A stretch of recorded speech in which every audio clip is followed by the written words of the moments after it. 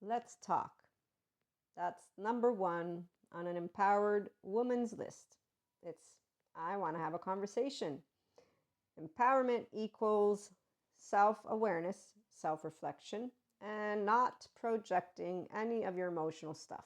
So when you see women who are yelling, hating, disliking, with venom through their teeth, you know you have a person who needs a good therapist and is not going to one. And they're in the blamer, codependent type attitude. They think that they've done everything for somebody, da da da da. We also have martyrs and superiors. They justify their angry circuit to the extent of allowing themselves to get into a full-blown structural dissociation, which is not going to be looking like they're on the floor. No, they're literally actively going to play out what is their 0 1 year old attached panicky and 3 to 7 shame submissive from their own home. It's a maladaptive child behavior and it's structural dissociation because they're offline. Their brainstem already had given them input. They consistently continued their inner dialogue and then their assumptions and da da da. Okay, so that's not empowerment. And then when you see somebody who makes everything about one human being, that's also not empowerment. But we're going to leave that to the side. So an empowered woman, when we meet the lack of intimacy of an avoidant man, so how do we view it? One, I grew up with women that told me all about the immaturity of men because of gender stereotypes. And as a teenager, at a certain point, I was a bit of a feminist, but that was for different reasons. And then I said, I'm not a feminist, though. I'm a humanist. I believe that every person has infinite potential to be whoever they want to be. I'm just going to be myself. When you have self-awareness, you self-reflect, you have the capacity to do integration of the brain because you are using meta-awareness to say, I do have emotions, and they came up. And how did I handle myself? Did I handle myself with my value body and heart body? You don't need yoga to maintain composure. And it's not suppression of emotion. No, suppression of emotion is when you have, I'm going to use the word teenager for the maladaptive child behavior, because human suffering love group people, yes, as a mystic who's a reader, an Akashic record reader, a tarot reader, I am a Reiki practitioner, I am a channeler.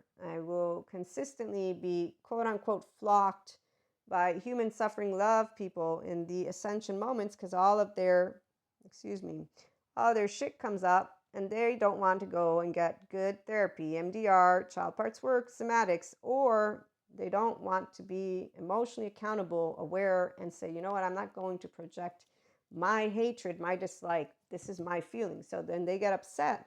They begin to do inner critic, outer critic. That's the shame cycle. Then they get to go and do the fucking and the drugging and the drinking and whatever it is, or eating, however it is that they relieve stress in an unhealthy way.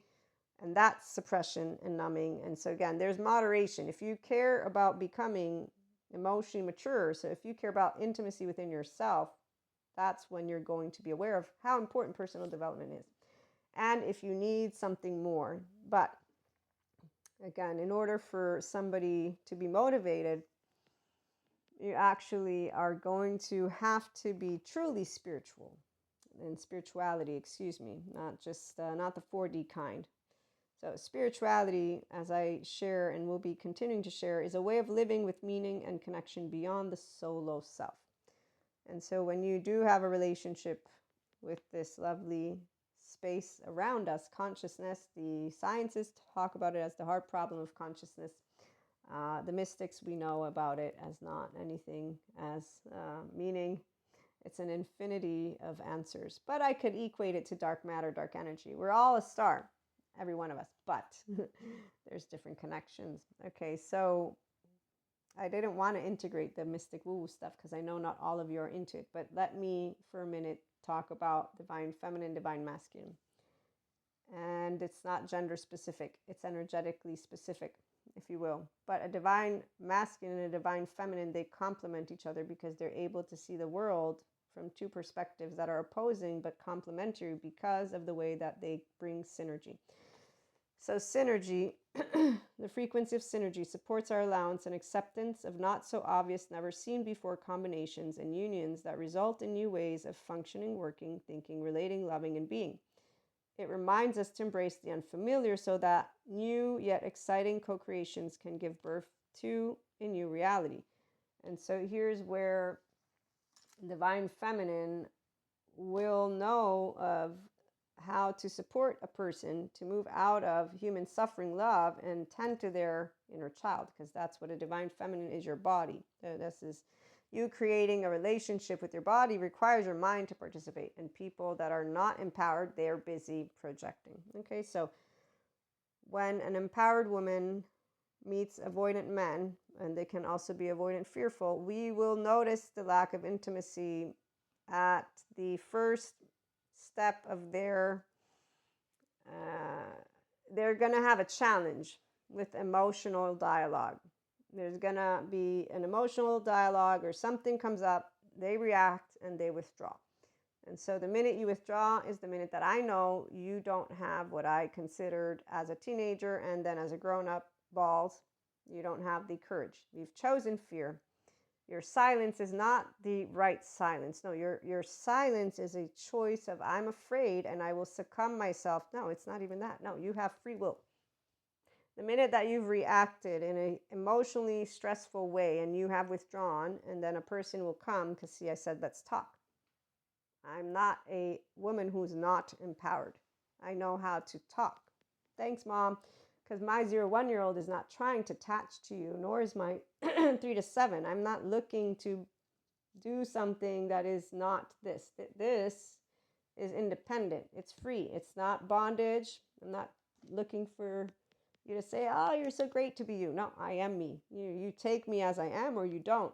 So the frequency of passion, synergy, equals complementing energies that support each other from here and here in a way of two individuals or more being quiet and not having anything come up, because there's though a opportunity to have enough time to get to know you get to know each other. It creates, okay, we have a relationship. We have had enough time to figure out, if there's any background or not. And this is where teenagers like to live. I'm going to leave that alone, because they completely just allow themselves to keep their unfinished business. Terry, he's great for people who have unfinished business. They married it, and that's where they should go. That way they can work on that bilateral integration together with a person who can be a mediator. Okay, but for empowered women, we don't have unfinished business. I don't bring to you my 3-year-old. I don't bring to you my teenager. I grow up and speak to you. Okay, so an avoidant man will simply put, allow me to try to talk. I'll know that they're emotionally unavailable, and I'll figure it out without any attachment trauma information. The minute you get stressed and you can't talk to me about emotions, I'm okay, cool beans. We are obviously not going to be safe havens together. I'm my own safe haven anyways. That means I know how to regulate my nervous system when I get sad or mad or angry, all those basic emotions. We all have emotions, and I will know that you're not available for that. So we already don't have any more romance or passion, because you can't have that if we're not actually delighting in all that is life. So all emotions are part of life. If you don't want to hear my emotions, you don't want to hear my heart. That means you don't care if I am going through something. That for an empowered woman, by the way, because we don't use our temporal junction wherever that is, we use this. So whenever I get to go through something emotional, I'm already, And in fact, I can do it way better, which is why we will not miss an avoidant man. We will be happy to be friend zoned. We will be happy to keep moving forward. And here's where, when you meet healthy self-worth men, that's where synergy. It's a very beautiful energy, and you get to delight in what is the full expression of all emotions, and that involves passion as well. Passion reminds us that beneath every intense emotion lies the hidden gem of insight, balance, and calm. It assists us in finding the balance within this intensity, moving us from chaos to calm of its core, where we can let its long-lasting wisdom fill us up. And a divine masculine is able to have a divine feminine feel less heartbroken for the human suffering love group. So all the people that don't choose to move into empowerment and healthy self-worth, because they will know how to say, that's just how sometimes things work. People don't consciously choose to work on their fear. They choose to stay in their behavior and to project what is their suffering. So let's share love together and grow secure attachment relationships. Tune on in.